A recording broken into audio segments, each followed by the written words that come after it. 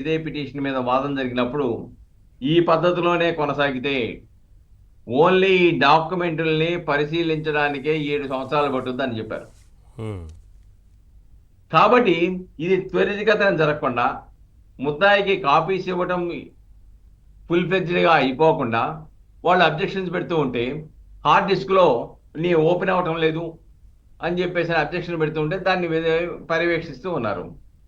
ఈ రోజున సిబిఐ నిన్న ఏం చెప్పింది, మేము పాతే ఆ ప్రాబ్లం ఉంటే కొత్త హార్డ్ డిస్క్లు ఇచ్చాము ముద్దాయిలకి. కాబట్టి ఇప్పటివరకు ఎందుకు ఇవ్వాల? గతంలో ఈ 19 నెలల పాటు ఏం చేశారు?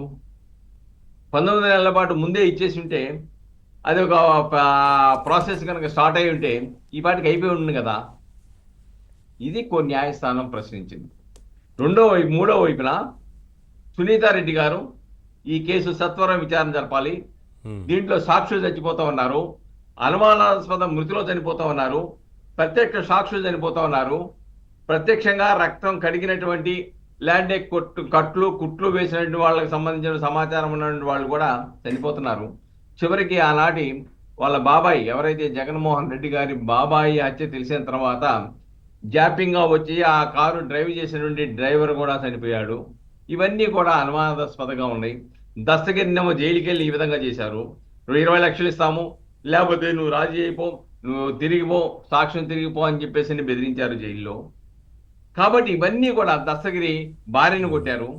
దస్తగిరి నాకు ప్రాణాపాయం ఉందని చెప్పేసి ఆవేదన పిలిపిస్తే ప్రస్తుత ప్రభుత్వం కొంతవరకు రక్షణ కల్పించింది. అలాగే సునీతారెడ్డి గారు కూడా నాకు ప్రాణభయం ఉంది నాకు నా కుటుంబానికి అని చెప్పేసి బహిరంగంగానే ఆవేదన వెలిపుచ్చింది, భయాన్ని వెలిపుచ్చిన విషయం మనం చూసాము. చివరికి సిబిఐ అధికారులు రామ్ సింగ్ లాంటి వాళ్ళ మీద, సునీతారెడ్డి మీద, రాజశేఖర రెడ్డి మీద, వీళ్ళందరి మీద కూడా కేసులు పెట్టారు. నన్ను ఎంఏ కృష్ణారెడ్డి ఏం చెప్పాడు, నన్ను భయపెట్టేసి సాక్షుల్ని రాజశేఖర వైఎస్ అవినాష్ రెడ్డికి అలానే భాస్కర్ రెడ్డికి శివశంకర్ రెడ్డికి వ్యతిరేకంగా చెప్పమన్నారు, కాబట్టి అలాగే నేను చెప్పలేదు కాబట్టి నన్ను వేధించారు, హింసించారు, 3rd డిగ్రీ మీద ఉపయోగించారని చెప్పాడు.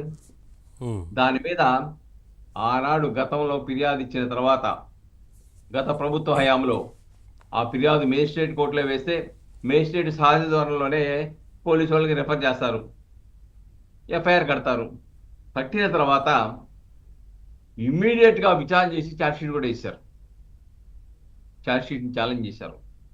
చివరికి ఇక్కడ హైకోర్టులో పోతే సుప్రీంకోర్టుకి వెళ్ళారు. సుప్రీంకోర్టులో మన ఆంధ్రప్రదేశ్ ప్రభుత్వం చాలా స్పష్టంగా ఇచ్చింది వాస్తవాలు. ఇవన్నీ కూడా అవాస్తవాలతో కూడినవి, వాస్తవానికి దూరంగా ఉన్నవి. ముద్దాయిల్ని వివేకానంద రెడ్డి యొక్క హత్య కేసుని పక్కదోవ పట్టించడానికి ఒక కుట్రపూరితంగా ఆలోచించి వెలువడినటువంటి ఒక దురాలోచన అని చాలా స్పష్టంగా ఆంధ్రప్రదేశ్ ప్రభుత్వం విచారణ జరిపింది, రీఇన్వెస్టిగేషన్ చేసింది.